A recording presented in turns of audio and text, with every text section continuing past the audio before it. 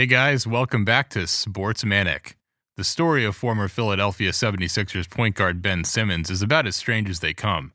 Once the toast of Philly, the first overall pick, Rookie of the Year winner, and three-time All-Star looked like the perfect running mate for dominating center Joel Embiid, but it was not meant to be. Simmons is now with Brooklyn, shipped off to the Nets in a trade deadline blockbuster deal for James Harden. So what happened? How did a player with so much talent and promise go from Philadelphia's favorite son to public enemy number one? Before we go any further, please remember to like and subscribe and hit the bell so you won't miss any more videos like this. Okay, without further ado, here's what happened to Ben Simmons.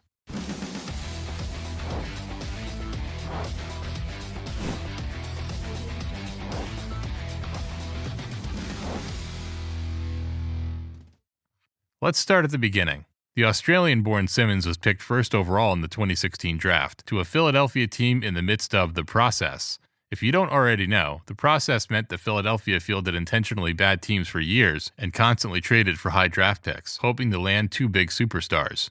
After a few duds, they struck gold to center Joel Embiid, and early on, it looked like they had a second star in the making with Simmons, even if his only college season with LSU was a little underwhelming. Simmons sat out his first season with an injury, but was a dynamo in the following year. Because he hadn't yet played, he was eligible for Rookie of the Year, which he easily won, thanks to a combination of incredible ball handling, passing, playmaking, and stifling defense. Oh, and did we mention he's 6'10"? Simmons was heralded as something between Magic Johnson and LeBron James, and Philly fans were thrilled to have him suiting up for their squad every night.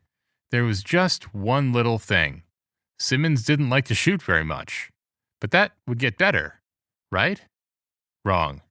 Sixers coach Brett Brown tried for years to help Simmons develop a shooting stroke, but it never happened. Simmons was first exposed in the 2018 playoffs by the Boston Celtics, who pretty much refused to guard him at the three-point line. The Celtics packed the paint, preventing Simmons from driving to the hoop and daring him to shoot, but he wouldn't. By clogging up the middle, Boston not only neutralized Simmons, but they made life incredibly difficult for Joel Embiid. Without space to move around down low, Embiid was often forced out of the paint, where he would take lower percentage jump shots and turn the ball over. It all culminated in a frustrating playoff exit for the Sixers.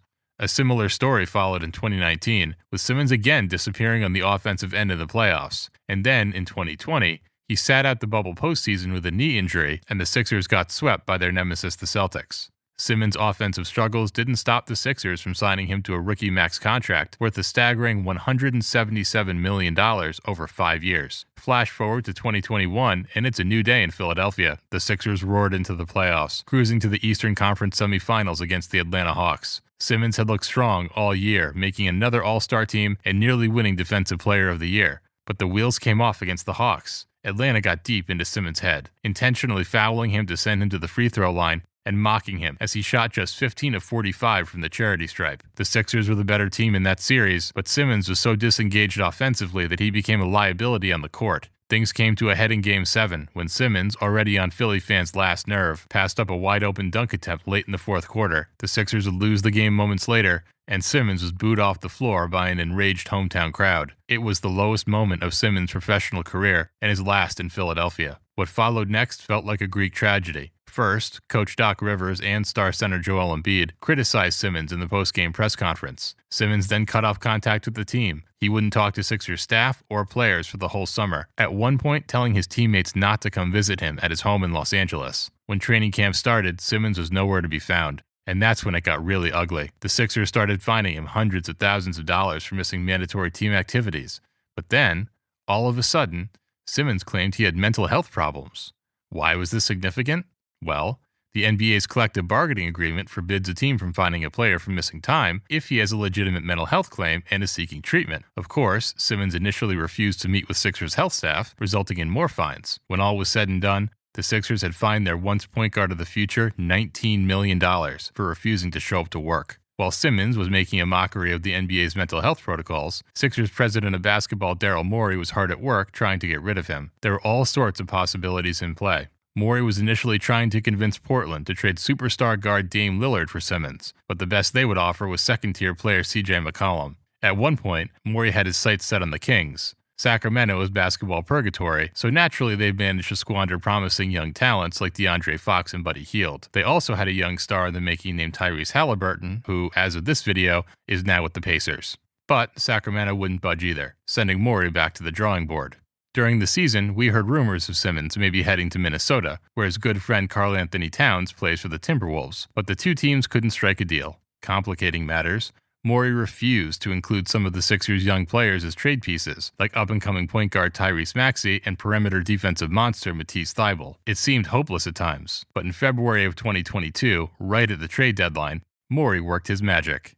He flipped Simmons, Seth Curry, Andre Drummond, and 2 first-round picks to the Nets for James Harden and an aging Paul Millsap, closing one of the most bizarre sagas in recent NBA history. Harden and Morey go way back. Morey was the brains behind the Houston Rockets teams that Harden played on for years, and the two share a strong friendship on and off the court. When Harden arrived in Philly shortly after the trade, Morey was there to greet him on the tarmac. We're still waiting to see Simmons suit up for the Nets, but his team is already messaging that it could happen sooner rather than later. Getting traded seems to have magically helped Simmons' mental state overnight. He's already been spotted on the bench during Nets games, cheering on his new teammates. As for the Sixers and their fans, well, Joel Embiid hasn't had much nice to say about Simmons quitting on them, posting a meme directed at Simmons immediately following the trade. Other teammates have mostly stayed out of it, though veteran guard Danny Green took shots at Simmons on a recent podcast, saying he probably won't shake hands the next time the two share the court. And the fans, well, this is going to be LeBron's first game back in Cleveland after leaving for the Heat levels of anger.